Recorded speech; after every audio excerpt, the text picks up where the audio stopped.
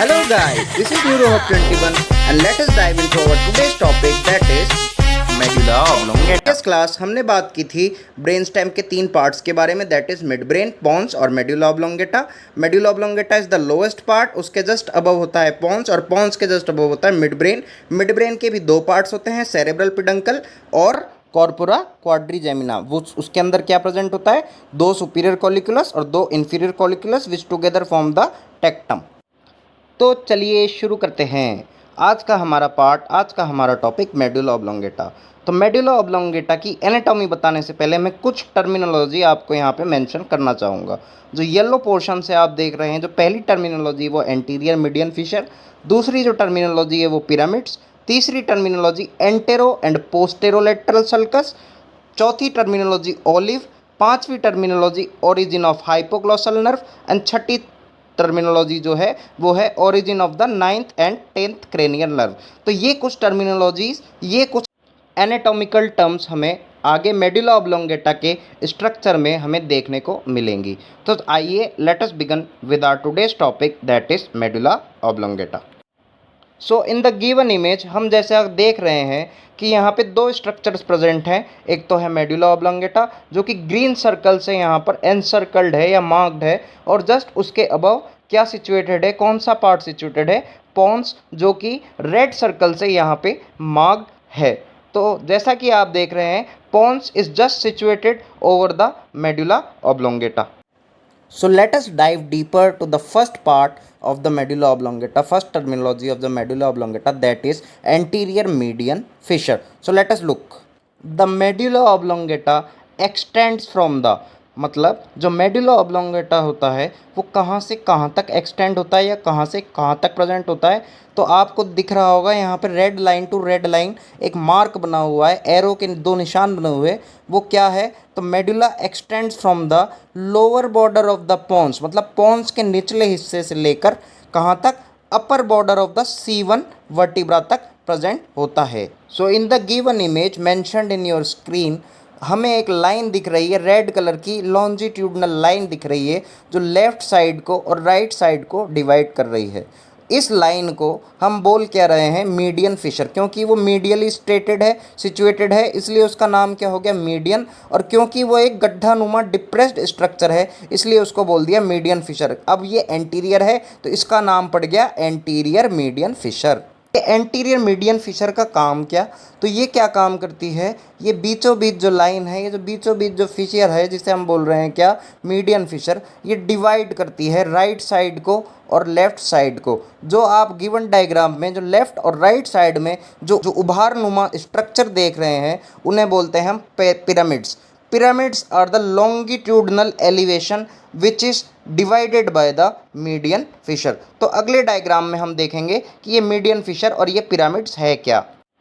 जो given image में आपकी कंप्यूटर स्क्रीन पर आपको जो डायग्राम दिख रहा है वो बीचों बीच जो एक ब्लैक कलर की लाइन है उसे हम बोल रहे हैं एंटीरियर मीडियन फिशर. और ये एंटीरियर मीडियन फिशर दोनों ओर वायलेट कलर की बड़ी बड़ी मोटी मोटी थिक लाइंस को डिवाइड कर रहा है. और जो ये वायलेट कलर की जो थिक लाइंस है मीडियन फिशर के दोनों ओर, उसे हम बोल रहे हैं क्या, पिरामिड्स. क्योंकि ये पिरामिड्स मेडुला ऑब्लोंगेटा के एंटीरियर साइड में है तो एंटीरियर पिरामिड्स इसे हम बोलेंगे. तो हम अगर शॉर्ट भाषा में सीधे शब्दों में कहें तो मीडियन फिशर या फिर anterior median fissure divides the two pyramids.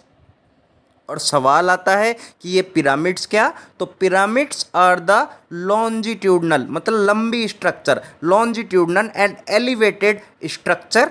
Okay, so उभारनुमा स्ट्रक्चर जो है उसे हम क्या बोल रहे हैं, पिरामिड्स.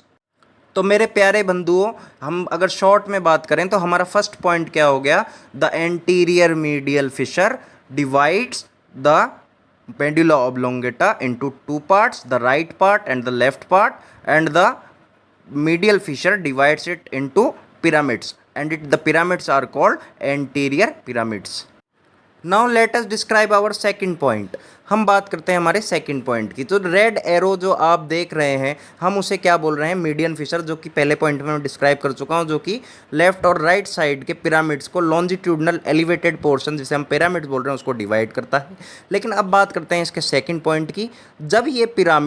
जब ये मीडियन फिशर ऊपर की तरफ एंड जिस जगह पे होता है, मतलब जब ये मीडियन फिशर ऊपर की तरफ जहाँ पे एंड होता है, और एंड कहाँ होता है, ये मेडुला और पोन्स के जंक्शन पे, जहाँ पे मेडुला और पोन्स मिलते हैं, lower border of pons and upper border of medulla जहाँ पे मिलते हैं, मेडुला या पोन्टाइन जंक्शन हम उसे बोल सकते हैं। तो उस जगह को हम एनाटॉमिकली क्या बोलेंगे, जो ब्लैक गोले में आपको ब्लैक सर्कल में जो जगह दिख रही है, जो आपको जो जंक्शन दिख रहा है, उसे हम बोलेंगे फोरामेन सीकम। तो हम जान चुके हैं एंटीरियर मीडियन फिशर के बारे में और पिरामिड्स के बारे में। एंटीरियर मीडियन फिशर एक डिप्रेशन होता है जो कि दो एलिवेटेड लॉन्जिट्यूडनल एलिवेशन को डिवाइड करता है, जिन्हें हम बोलते हैं क्या, पिरामिड्स। अब बात करते हैं हम तीसरे पॉइंट की, जिसे क्या कह रहे हैं हम, एंटेरो एंड पोस्टेरोलेटरल सल्कस।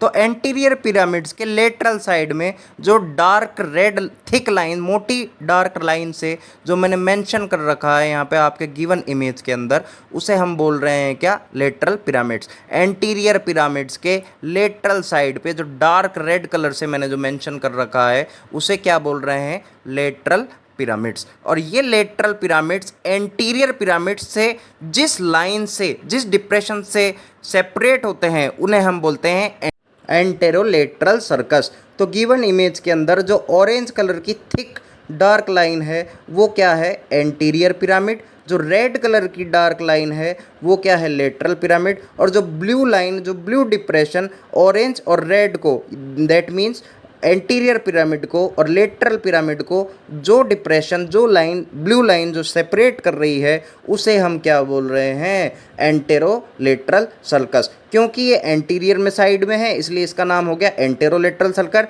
अगर सेम ही स्थिति पोस्टीरियर साइड में होती तो पीछे भी लेटरल पिरामिड होता, और पीछे एंटीरियर पिरामिड की जगह कौन सा पिरामिड आ जाता, पोस्टीरो पिरामिड। और जो ब्लू लाइन ऑरेंज और रेड को सेपरेट करती है, उसे बोलते पोस्टेरोलेटरल सल्कस। तो ये बात कर ली हमने एंटेरोलेटरल सल्कस की, which divides the anterior pyramid and the lateral pyramid, and posterolateral sulcus divides the posterior pyramid and the lateral pyramid. आइए चलिए अब हम बात करते हैं हमारे चौथे पॉइंट की, जिसका नाम क्या है, ओलिव। तो गिवन डायग्राम में जैसा कि हम देख रहे हैं, हमने बात की कि एंटेरोलेटरल सल्कस ऑरेंज वाले एंटीरियर पिरामिड को डार्क रेड वाले लेटरल पिरामिड से सेपरेट करता है। तो ये तो निश्चित हो गया, जो डार्क रेड वाला पोर्शन है उसे हम क्या बोल रहे हैं, लेटरल पिरामिड। तो लेटरल पिरामिड के ही जस्ट ऊपर वाले भाग को, जस्ट सुपीरियर वाले पोर्शन को, दोबारा से सुन लीजिए कि लेटरल पिरामिड के, यानी रेड कलर के, डार्क रेड कलर के जो पिरामिड को हम क्या बोल रहे हैं, लेटरल पिरामिड के ऊपर वाले भाग को, जिसे मैंने ब्लू कलर के सर्किल से मेंशन कर रखा है, उसे हम क्या बोलते हैं, ओलिव। तो लेटरल पिरामिड के जस्ट अपर पार्ट को हमने क्या नाम दे दिया, olive. So now let us describe our fifth point of the medulla oblongata, that is origin of the hypoglossal nerve. Let us look at the diagram. Just mark my words. जो blue colour की line आपको दिख रही है, उसे हम क्या बोल रहे हैं, एंटेरोलेटरल सल्कस, हमने पहले बात कर ली। जो पी से हमने मेंशन कर रखा है, वो क्या है, pyramid.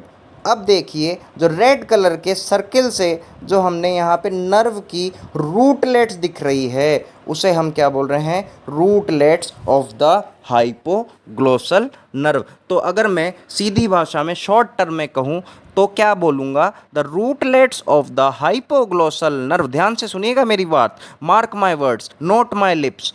The rootlets of the hypoglossal nerve emerge out, मतलब बाहर निकल रही है, फ्रॉम द एंटेरोलेटरल सल्कस। कहाँ से निकल रही है, देखिए यहाँ पे ब्लू कलर की लाइन से, जो क्या है, एंटेरोलेटरल सल्कस, और बिटवीन द पिरामिड, किसके बीच में है, पिरामिड के बीच में, और एंड द ओलिव, ओलिव के बीच। Again mark my words, write it down on your notebook that the rootlets of the hypoglossal nerve emerges out from the what, ये जो ब्लू कलर की लाइन दिख रही है वो क्या है, emerges out of the anterolateral sulcus between the किसके बीच में, पिरामिड एंड द ओलिव। अब हम बात करेंगे हमारे लास्ट और अंतिम टॉपिक के बारे में, जो कि क्या है, origin of the 9th and 10th nerve. उससे पहले मैं आपको एक कंसाइज रिवीजन करा दूं।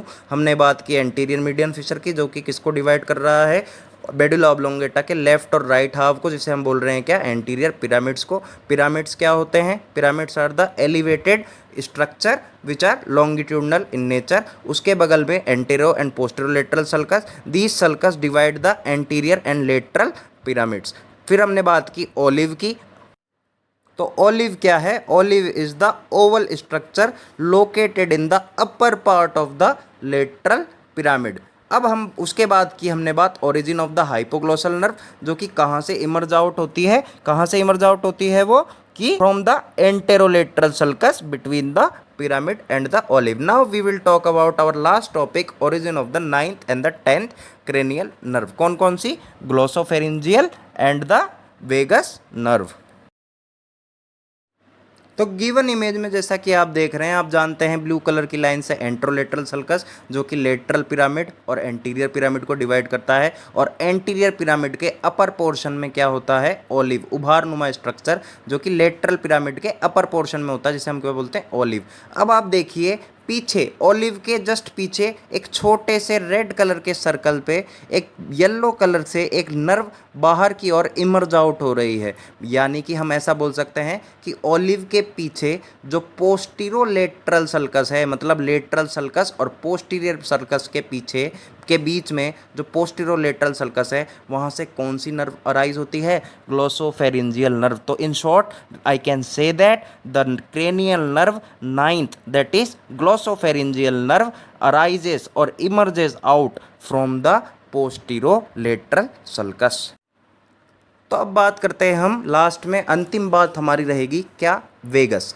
तो रेड सर्कल में तो देखिए आप येलो कलर से जो नर्व इमर्ज आउट हो रही है, और कहाँ से इमर्ज आउट हो रही है, ये ब्लू कलर की थिक लाइन से, जिसे हम क्या बोल रहे हैं, पोस्टेरोलेटरल सल्कस या पोस्टेरोलेटरल फिशर भी हम इसे बोल सकते हैं, और जो कि किसको डिवाइड करता है, लेटरल पिरामिड और पोस्टीरियर पिरामिड को। एंटीरियर और लेटरल पिरामिड को तो कौन सा सल्कस डिवाइड करता है, एंटेरोलेटरल सल्कस, और पोस्टीरियर और लेटरल पिरामिड को जो सल्कस डिवाइड करता है वो क्या होता है, पोस्टीरोलेटरल सल्कस या पोस्टीरोलेटरल फिशर। तो जो वेगस नर्व है वो कहाँ से इमर्ज आउट हो रही है, पोस्टीरोलेटरल फिशर से। तो ग्लोसोफेरिंजियल जो 9th नर्व है और वेगस जो कि 10th नर्व है, ये दोनों कहाँ से इमर्ज आउट होती है, पोस्टीरोलेटरल फिशर से। और जो आपकी हाइपोग्लोसल नर्व है, जो कि 12th क्रेनियल नर्व है, वो कहाँ से इमर्ज आउट होती है, एंटेरोलेटरल सल्कस से between the pyramid and the olive. तो मेरे प्यारे बंधुओं, हमने आज मेडुला ऑब्लोंगेटा के बारे में ये 6 चीज़ पढ़ी, anterior median fissure, pyramid, antero posterolateral sulcus, olive, origin of the hypoglossal nerve, origin of the 9th and the 10th cranial nerve. I hope आपको ये वीडियो पसंद आई होगी। मैंने आपको ये 6 चीज़ें पहले टेबुलर फॉर्म में इसलिए बताई ताकि इसको बोलते हैं, इस नए तरीके को हम बोलते हैं माइंड मैपिंग। आपके माइंड के ईच एंड एवरी कॉर्नर के अंदर आपको यदि मैप होगा पहले से ही कि आपको एग्जामिनेशन के अंदर लिख के क्या आना है, तब जाके आप इजीली आपका प्रेजेंटेशन बेहतर कर सकते हैं। तो आपके प्रेजेंटेशन आप बेहतर जब तक नहीं करोगे, तब तक आप टॉप लेवल में या यूनिवर्सिटी के टॉपर्स के अंदर आप नहीं आओगे। तो presentation is the best method to bring up yourself in the या among the toppers. Thank you for watching the video. I hope you like the video.